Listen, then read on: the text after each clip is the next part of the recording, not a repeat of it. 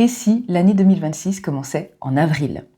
Après ce premier trimestre, vous vous demandez peut-être où me mène 2026. Et cette vidéo va peut-être pouvoir répondre à votre question grâce à un outil qu'on appelle les années personnelles. Bonjour à toutes et à tous et bienvenue à Memento Sana. Je ne sais pas pour vous, mais pour moi, les 3 premiers mois de cette année, je ne les ai pas vus du tout passer et j'ai dû m'aligner sur pas mal de choses. En fait, c'était comme si 2025 avait continué ces 3 premiers mois et que l'année commençait, en fait, pour moi, le 1er avril 2026. Quoi qu'il en soit, si vous vous demandez où vous mène 2026, l'outil justement, les années personnelles va peut-être pouvoir y répondre. Je vais vous mettre en barre de description comment je vais découper cette vidéo.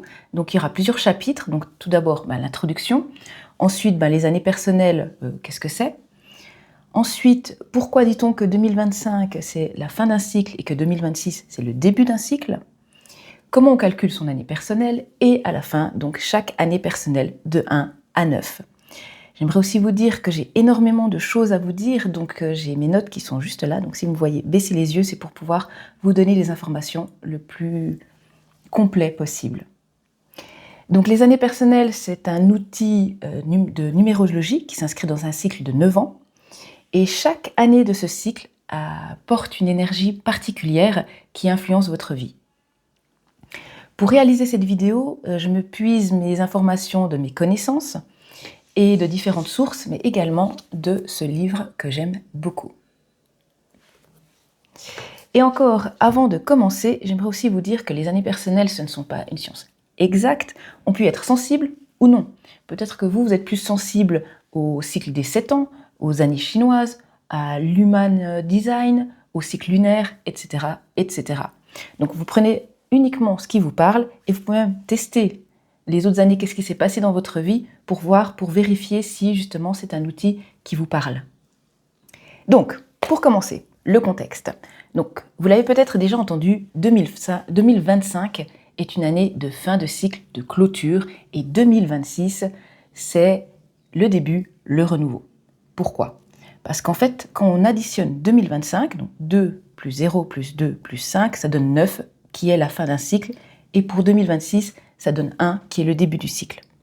Sauf que la manière dont vous allez vivre ce renouveau en 2026 dépend entièrement de votre année personnelle que nous allons calculer. Donc c'est vraiment ça qui va définir qu'est-ce que vous allez vivre en 2026, ce renouveau. Donc le calcul, on additionne son jour de naissance et son mois de naissance et 2026. Ensuite, on additionne le nombre pour obtenir un chiffre entre 1 à 9. Je vous donne un exemple. Vous êtes né le 11 avril 1980. Donc vous allez calculer donc l'année de votre naissance, on la laisse de côté. Donc le 11 avril 1980, vous allez calculer 1 plus 1, plus 0, plus 4, plus 2, plus 0, plus 2, plus 6. Et on obtient 16. Et ensuite, 16, on fait encore une addition pour arriver entre un chiffre entre 1 à 9. Donc on fait 1 plus 6, ça donne 7. Donc là, la personne qui serait née le 11 avril 1980 serait en année 7. Voilà. Donc maintenant, on va passer aux années de 1 à 9. L'année 1, c'est le début du cycle. Elle marque vraiment le début du cycle de 9 ans. C'est une énergie de commencement. Il y a vraiment quelque chose de nouveau qui cherche à prendre forme dans notre vie. Une nouvelle partie de nous-mêmes, en fait, éclore et elle ne demande qu'à être explorée. Le 1 a une vibration individualiste et autonome. Le défi, lorsqu'on est en année 1, c'est de ne pas avoir peur de l'inconnu, de ne pas hésiter à voir les choses changer et apprendre à matérialiser ses idées en des réalisations concrètes, de ne pas rester juste dans le mental, de vraiment se dire « Ok, maintenant, qu'est-ce que je vais faire pour pouvoir réaliser cette idée ?» et utiliser les dons que l'on possède. Et les atouts, lorsqu'on est en année 1, c'est le fait que c'est vraiment une énergie qui est propice pour poser les premières pierres de tout ce qui nous tient à cœur pour les 9 prochaines années, dans tous les domaines de notre vie. Année 2. L'année 2, c'est vraiment, on affine son intuition. Elle nous invite en fait à ralentir, à écouter sa voix intérieure. Après le mouvement de l'année 1, Cette énergie est plus douce et elle demande à percevoir ce qui se passe en nous et autour de nous. Le 2 a une vibration vraiment de relation. Les relations vont prendre cette année-là une place importante. Le 2, il met aussi en lumière la manière dont on donne aux autres et à quel point on peut peut-être s'oublier. Le défi, lorsqu'on est en année 2, c'est de trop analyser, de douter et de tourner en rond. Le vrai défi sera de faire confiance à son ressenti plutôt qu'à son mental, plutôt qu'à ses pensées. Il vous faudra également lâcher prise sur ce que vous ne pouvez contrôler. Et votre atout, lorsque vous êtes en année 2, c'est que l'énergie est idéale pour penser ses blessures, guérir en profondeur. Des liens authentiques, durables, nourrissants peuvent également être tissés lors de cette année 2. L'année 3. L'année 3, c'est une année harmonieuse. C'est mon année en plus, pour 2026. Elle apporte une énergie d'abondance, de créativité, de joie. Le chiffre 3, en fait, il est né de l'union entre le 1 et le 2. Donc cela signifie qu'il porte en lui la force de l'initiation, du 1, et la sensibilité de la relation aux autres, du 2. Et ce mélange donne en fait une énergie fertile, idéale pour donner naissance à quelque chose de nouveau, en accord avec soi-même et les autres. Le 3, il invite à se montrer, à partager, à prendre parole et vraiment partager ce que l'on est. C'est l'année favorable à tout ce qui rayonne vers l'extérieur, les projets de communication, les collaborations créatives, etc., etc. Notre défi, lorsqu'on est en année 3, c'est de partir dans tous les sens et de se disperser. Il faut réussir à apprendre à canaliser cette abondance d'idées et de rester concentré sur l'essentiel. Et notre atout, c'est que nos dons naturels vont être mis au devant de la scène. C'est le bon moment de se laisser porter par ce qui nous touche et de pouvoir aussi toucher les autres par ce que l'on est. L'année 4, c'est l'année de la stabilité. C'est une année durant laquelle on construit. Son rythme peut sembler moins rapide que les 3 dernières années. Toutefois, ce qui est bâti durant l'année 4 est solide et durable. Le 4 a une vibration de stabilité, de structure, de méthodologie et de travail de fond. Il invite à mettre de l'ordre dans sa vie. Notre défi, quand on est en année 4, on est structuré, oui, mais attention à ne pas partir dans la rigidité et l'enfermement. Il faut rester souple d'esprit et aux idées nouvelles, ce qui peut être un peu plus compliqué lorsqu'on est dans une année 4. Et l'atout, en année 4, c'est que tout ce que vous construisez cette année avec intention sera encore debout dans 10 ans. Vous allez transformer vos aspirations en éléments concrets et durables. Année 5. L'année 5, c'est vraiment l'année de l'adaptation au changement. Durant l'année 5, des changements peuvent survenir de façon inattendue. Certains changements, nous les avons demandés et d'autres, pas du tout. Moi, en année 5, j'ai vécu un licenciement collectif. Je m'y attendais absolument pas. Et en fait, après la stabilité de l'année 4, ça peut bouleverser un peu. Quoi que vous viviez, c'est au service de votre libération, croyez-moi. Le 5 a une vibration d'adaptabilité au changement. Il invite à se libérer, à expérimenter, à sortir de sa zone de confort. Ce qui des fois n'est pas très confortable, en effet, mais vraiment c'est toujours pour le mieux. Et le défi, lorsqu'on est en année 5, c'est de vous engager totalement et de terminer ce que vous avez commencé. Ça, c'est vraiment votre challenge. Pas commencer quelque chose et de l'arrêter au milieu, de vraiment aller jusqu'au bout. Et votre atout, lorsque vous êtes en année 5, c'est que l'énergie de cette année est propice à construire de la résilience et donc à une meilleure flexibilité. Elle amène vers une vie plus alignée avec nos désirs, même si les opportunités arrivent dans une forme que l'on n'imaginait pas. L'année 6. L'année 6, c'est tourner vraiment vers les autres. Cette année, vous créerez des partenariats harmonieux et fixerez des objectifs de collaboration avec les autres. Elle ramène à l'essentiel, sur nos valeurs, sur ce qui compte vraiment, et il est conseillé de déterminer à qui vous donnez votre énergie.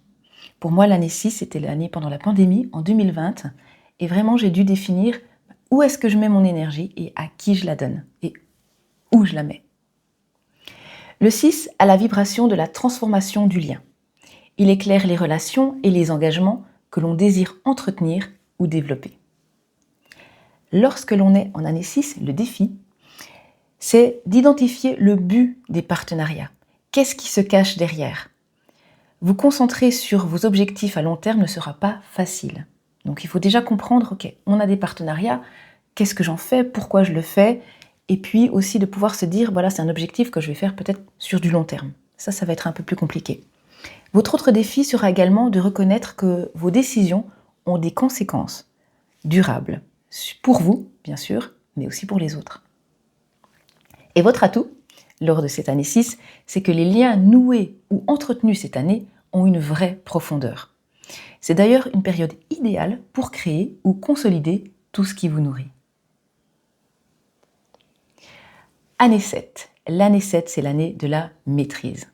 C'est une année charnière qui demande de maîtriser notre intérieur, nos émotions, nos pulsions, pour pouvoir atteindre quelque chose de plus grand.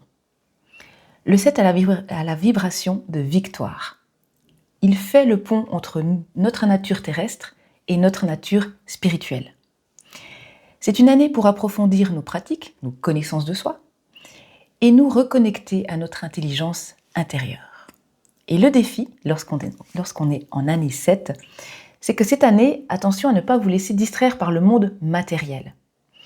Cette année, elle demande une discipline et de rester connecté à soi-même pendant que le monde extérieur va nous tirer dans tous les sens.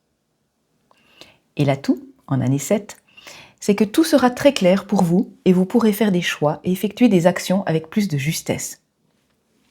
Vous allez retrouver et avancer vers une direction qui va faire sens pour vous. Voilà, pour l'année 7. Année 8. L'année 8, c'est l'année de la purification. En année 8, tout ce que vous avez mis en mouvement les années précédentes, avec intention, en y travaillant, commence à se manifester de manière concrète. Vous allez récolter ce que vous avez semé. On dit souvent que c'est une énergie karmique. Vous recevrez et perdrez intensément par rapport à tout ce que vous avez mis en place les années précédentes. Le 8 a donc une vibration d'équilibrage karmique, de concrétisation, et c'est vraiment une année très puissante. Votre défi en année 8, cette année, tout est amplifié, le meilleur comme le pire. Donc, on subit les conséquences de nos choix passés, et ça peut ne pas être très confortable. Et votre vrai défi, c'est vraiment de ne pas vous perdre dans la culpabilité. Vous avez fait les choix que vous étiez prêt à faire au moment donné. Maintenant, on les assume, on fait de nouveaux choix et on va de l'avant. Et votre atout, lorsque vous êtes en année 8, c'est que c'est une année parfaite pour l'accomplissement et récolter aussi le fruit des efforts. Parce que vous avez fait des efforts, vous avez fait aussi des bons choix. C'est donc la fin d'un cycle turbulent, si vous l'avez vécu, et le début d'une meilleure compréhension de vous, des autres et de la vie en général. L'année 9. L'année 9, donc, c'est la fin du cycle. Elle clôture donc le cycle des 9 ans. C'est une vibration de sagesse, de don de soi, avec une envie de transmettre. Elle invite à faire le bilan et à honorer ce qui a été. Pour moi, l'année 9, c'était une année où j'ai pris mon sac à dos et je suis partie pendant 6 mois pour en effet faire le bilan et me projeter sur les 9 prochaines années que j'aimerais vivre, qu'est-ce qui va me nourrir. Donc le 9 a une vibration d'enseignement. Tout ce que vous avez traversé, appris, compris devient des ressources précieuses, croyez-moi. C'est parfait pour fermer des chapitres avec élégance également. Le défi, lorsque l'on est en année 9, cette année vous demande donc de la persévérance, d'aller jusqu'au bout du cycle et de ne pas abandonner. Elle demande également de partager votre sagesse et de guider les autres, même quand on préfère rester dans l'ombre, ce qui est souvent mon cas. Et votre atout, en année 9, c'est que tout ce qui sera libéré cette année va créer de l'espace pour plein d'éléments plus grands et plus alignés pour vous. Voilà, vous savez tout sur les années personnelles. Dites-moi en commentaire votre année, ça me ferait très plaisir de pouvoir en parler avec vous ou de découvrir. Si vous avez aimé cette vidéo ou si vous avez juste envie de m'aider, abonnez-vous à ma chaîne, likez, commentez, partagez. Je vous souhaite une très belle année 2026. Prenez soin de vous, en douceur.